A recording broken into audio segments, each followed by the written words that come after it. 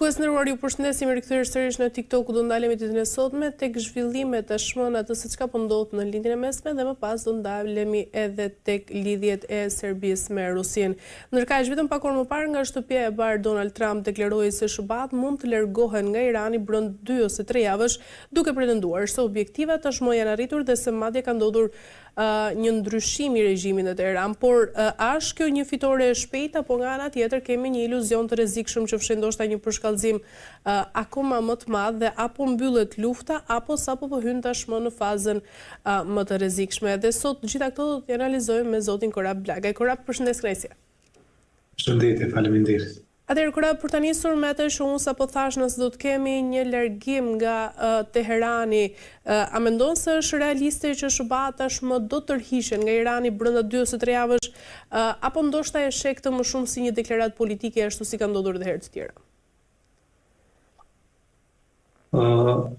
Referuar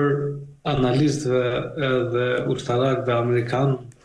disa zyrtarëve të Pentagonit dhe njerëzve generalëve të pensionuar të ushtrisë amerikane, ata thuajse janë në një përfundim gati një zëri që SBA-ja është përfshirë në këtë luftë pa një plan dhe pa një strategji të natyrës që SBA-ja i ka bërë me herët. Dhe kjo përfshirje erdhi si rezultat i dëshirës edhe i programimit të Izraelit për të sulmuar me çdo kusht Iranin. Duke e vlerësuar kështu, këta ushtarak mendojnë që arritja e objektivave është jashtëzakonisht e vështirë, sidomos këtyre që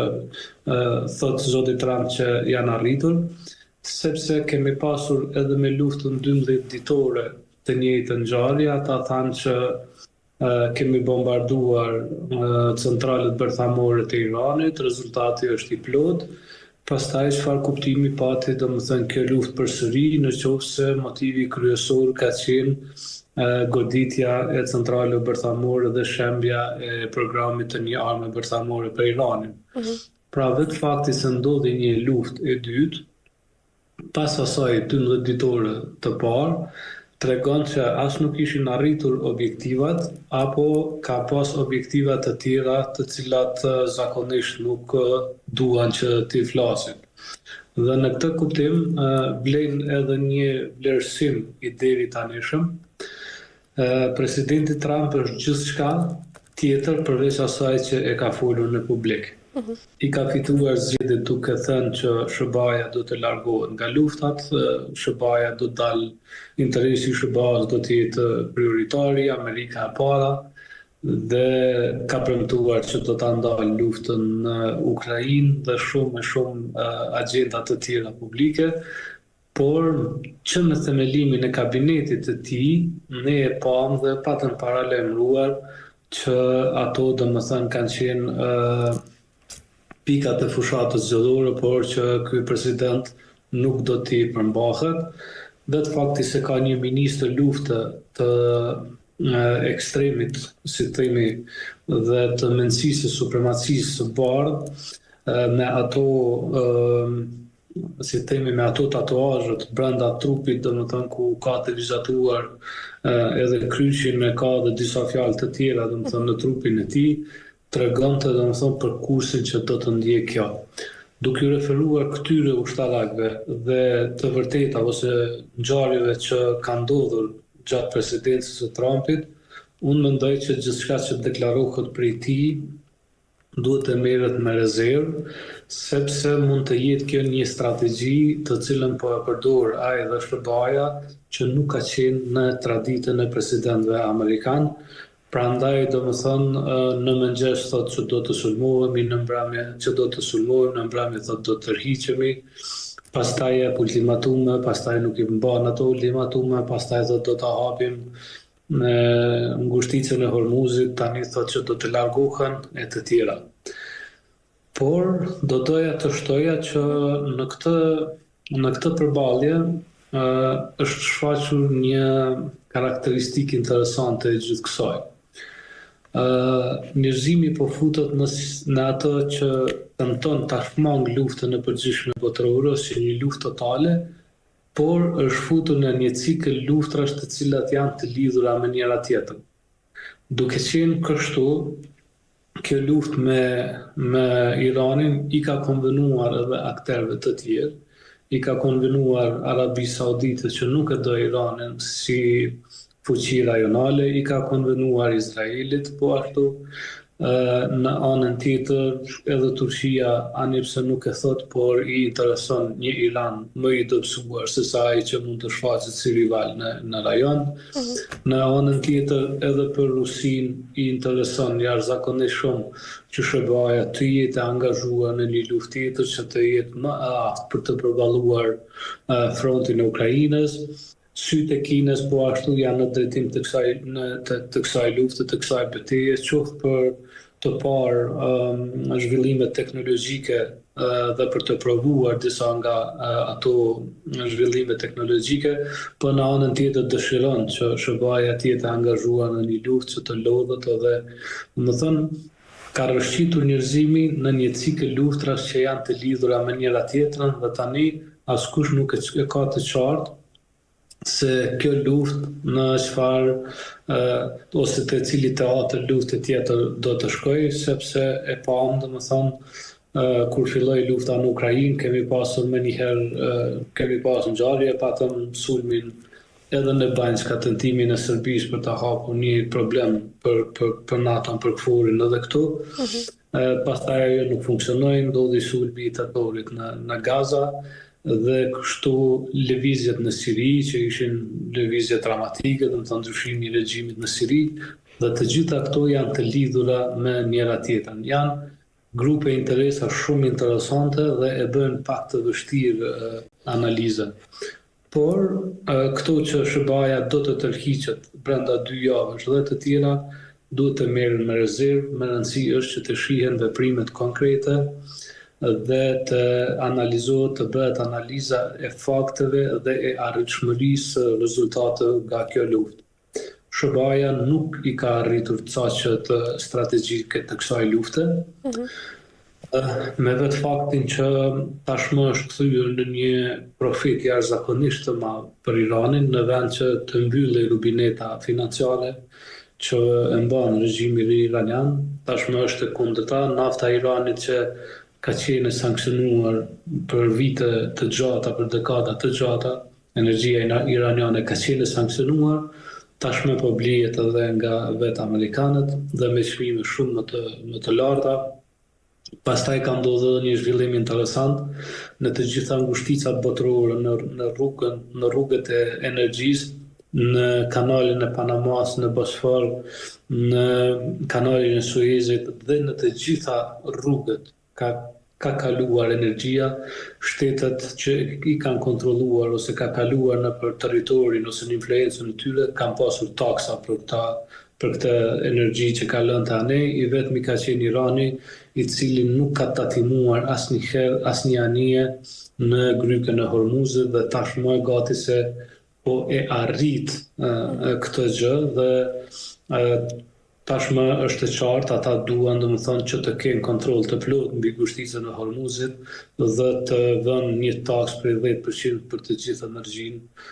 që ka lënë në për këtë ngushticë. Pra janë zhvillime të gjitha interesante që lidhen me njëra tjetrën dhe kërkojnë analiza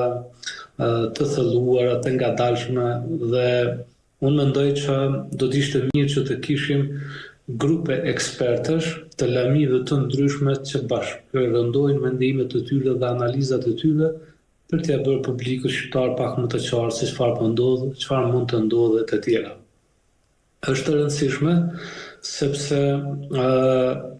analizat e kësaj natyre mund të ndikojnë jetën e publikut tonë. Unë pa ta bërë një shkrim para një viti, domethënë me sjelljen e presidentit Trump ndaj Zelenskit në Shtëpinë e Bardhë, thonë një sjellje e cila nuk kishte të bënte asgjë me protokollet e mikpritjes të cilën jemi mësuar ta shohim në shtëpinë e parë në SBA, mikpritjen tradicionale që ata e bëjnë, më thënë ishte një poshtrim i drejt për drejt dhe një tentim për ta poshtruar dhe për ta ndikuar atë jashtëzakonisht shumë. Dhe unë me atë rast pa ta bërë një analizë që kjo është një përgatitje për ta sulmuar Iranin. Dhe në qoftë që sepse nuk ka qenë në traditën e luftave, më herët vrasja dhe rrëmbimi, vrasja, largimi i drejtuesve të këtyre. Ajo që duhet të potencohet këtu është që në qoftë se politika jonë do t'i shihte analizat tona ose analizat e njerëzve që të paktën i afrohen të vërtetave të ngjarjes, atëherë ne mund të kishim blerë, mund të kishim rritur rezervat e naftës edhe në Shqipëri edhe në Kosovë, më thënë që të kishim të paktën naftë në rezerva të blera për 5-6 muaj, aqsa edhe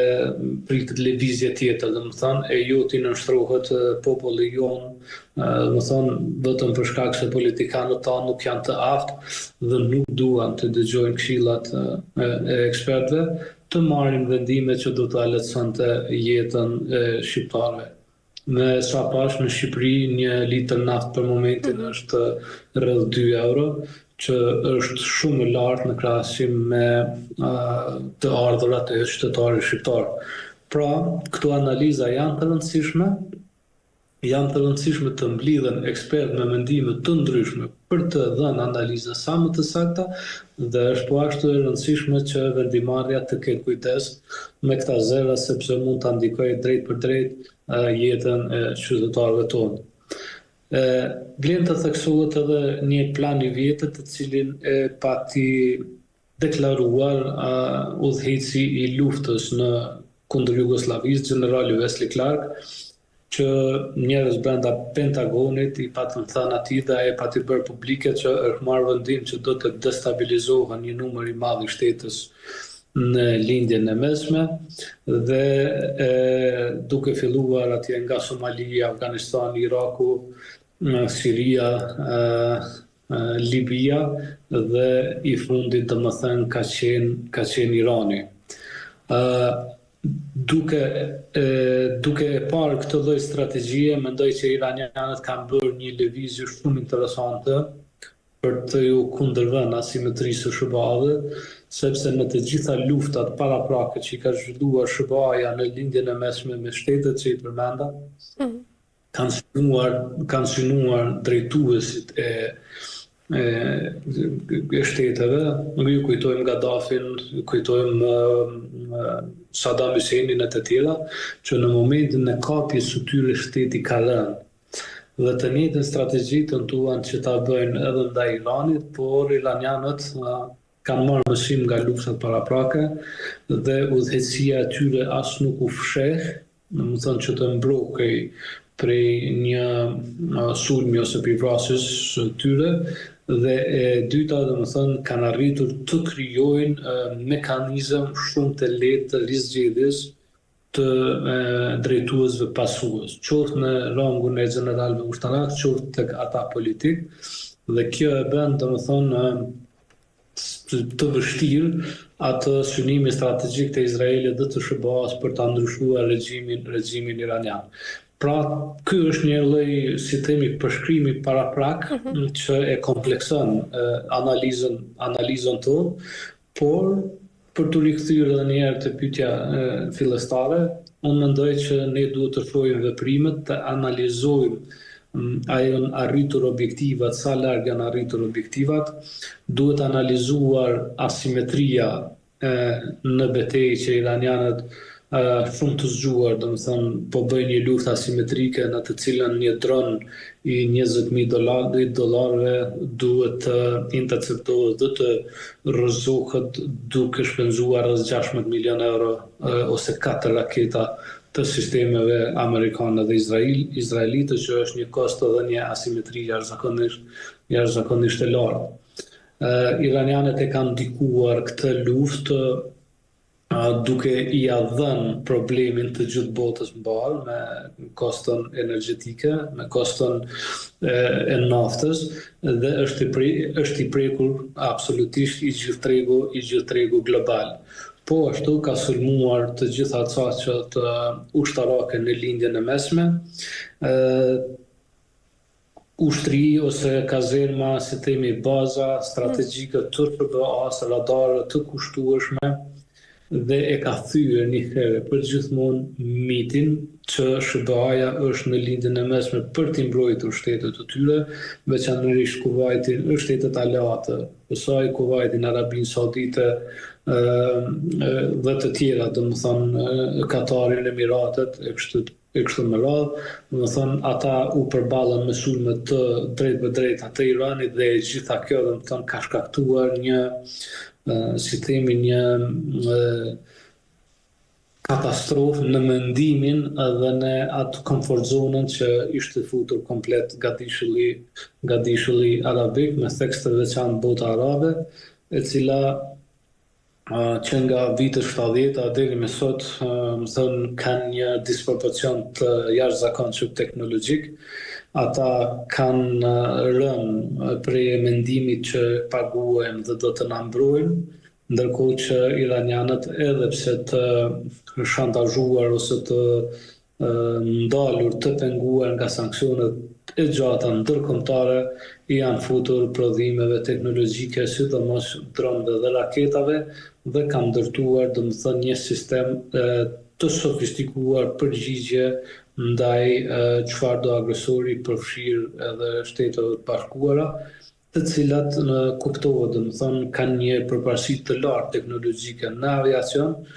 por po bën luftë asimetrike dhe siç e thash ka qenë i aftë të godas në të gjitha bazat, domethënë kanë ngritur një rrjet spionazhi të sofistikuar, po ashtu mbledhjen e të dhënave. Ka shkrime dhe analiza që po ndihmohen edhe nga rusët dhe nga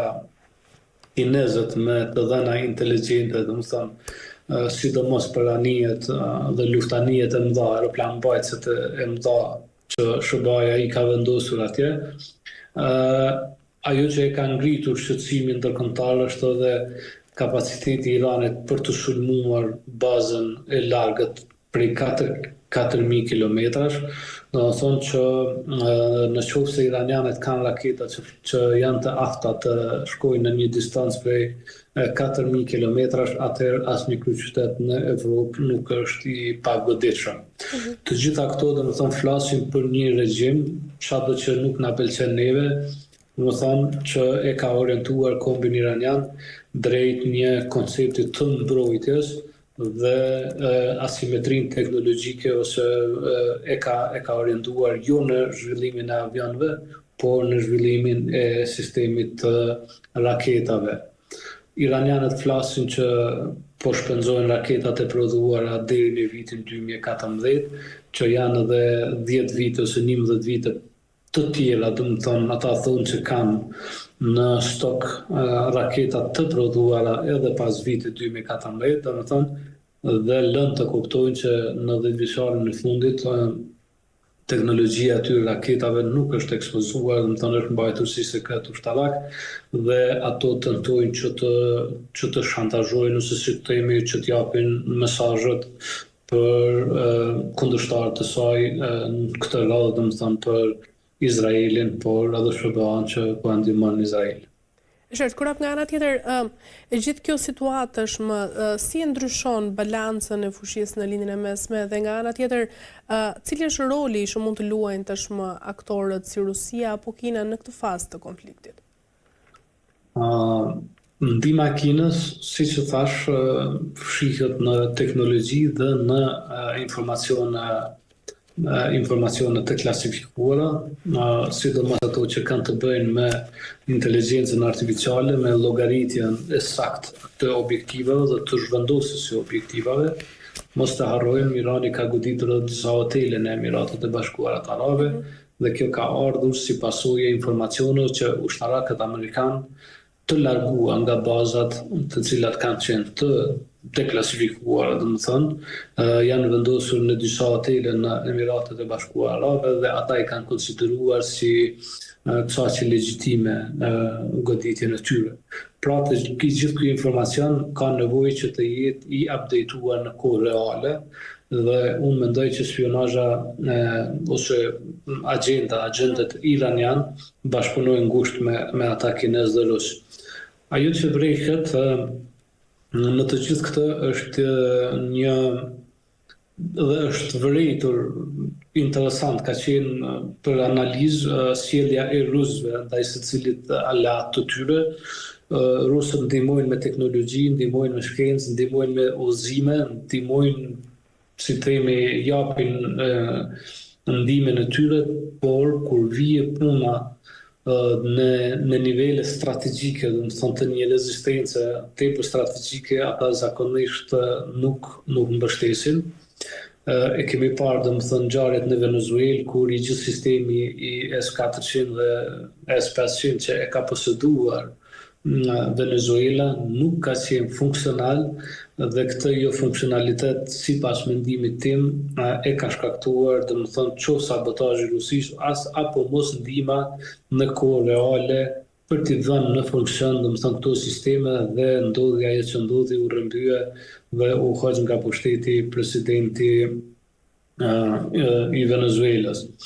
Edhe në Iran ka zëre dhe ka analiza, ka ankesa madje të zyrtarëve iranian që nuk po mbështetet me sisteme kundërajrore dhe nuk është mbështetur në kohë reale për të zhvilluar betejën e ajër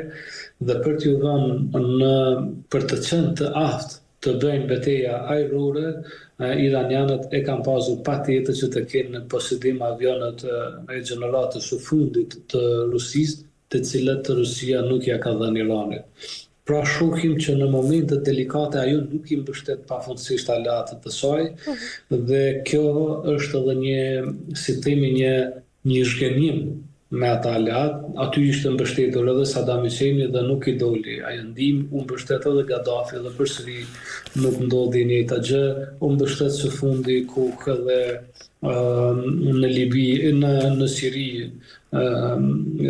ishte presidenti Assad dhe kur erdhi puna, do të thonë, në momente delikate, ndihma rusëve, do të thonë, sikur rezistante që të bënte atë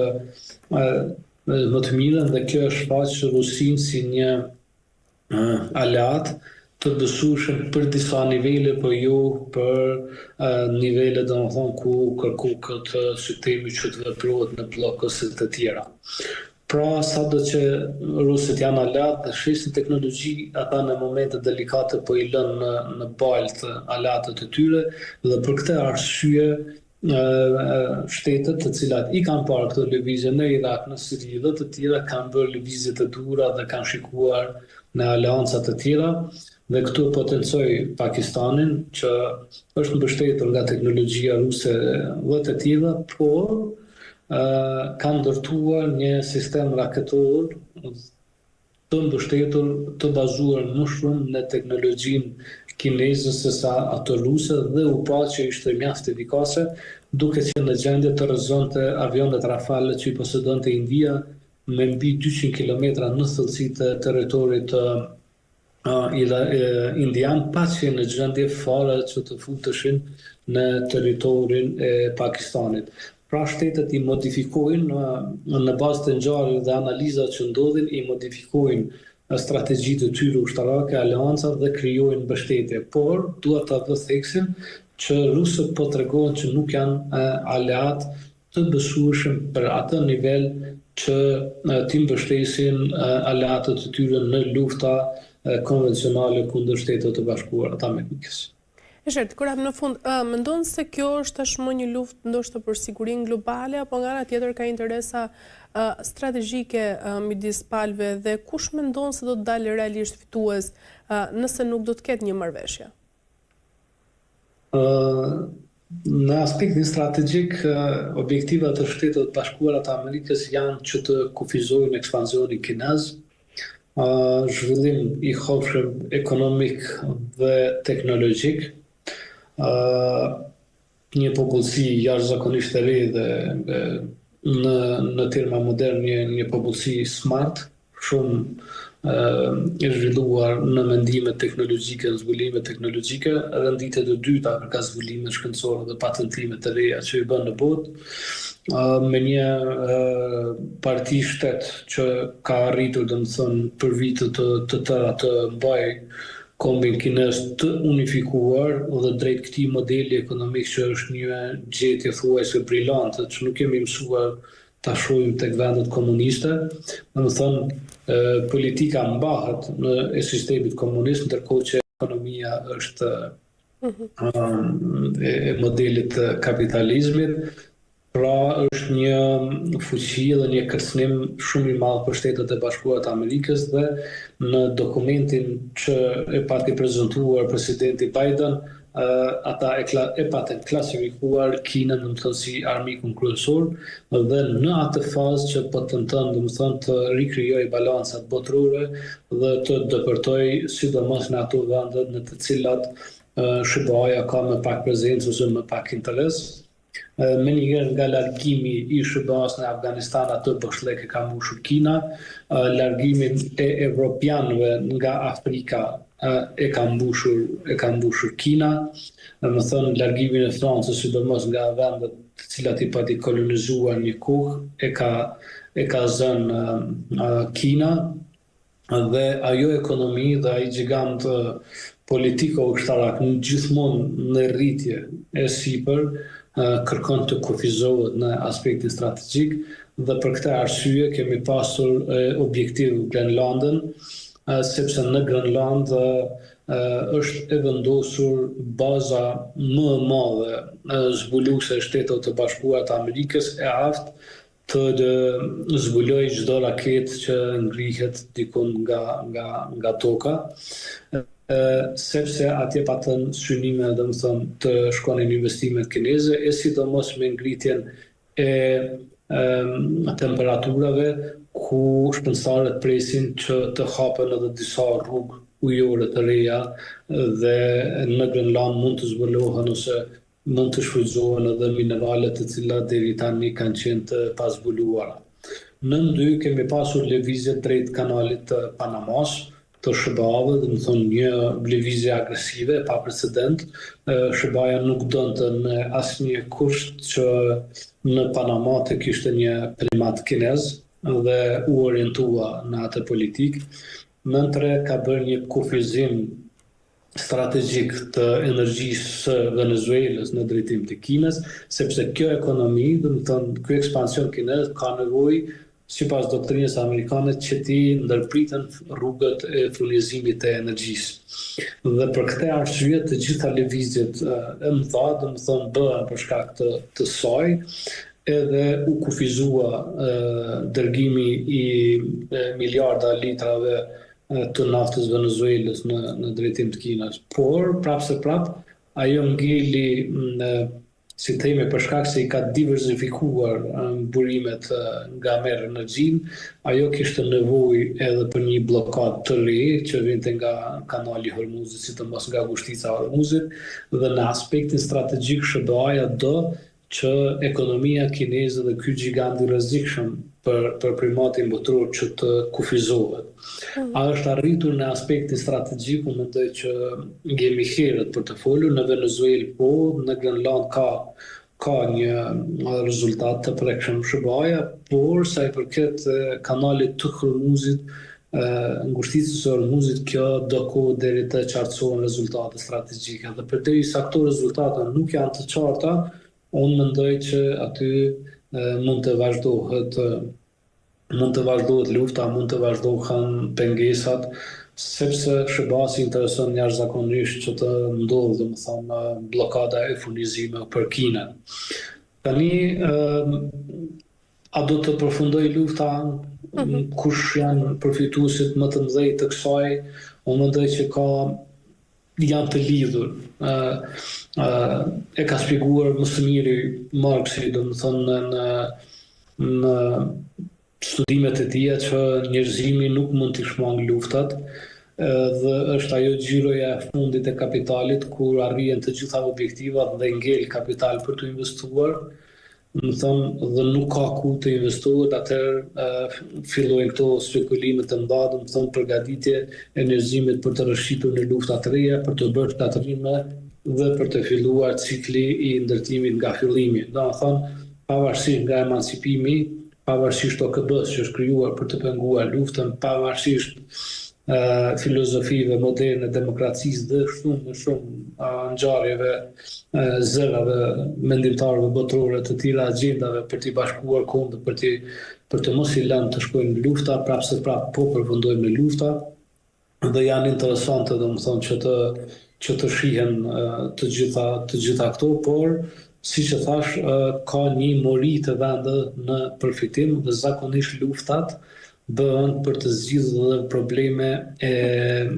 financiare të cilat kanë qenë probleme të theksuara, sidomos ato të inflacionit, të zhvlerësimit të monedhave të tjera.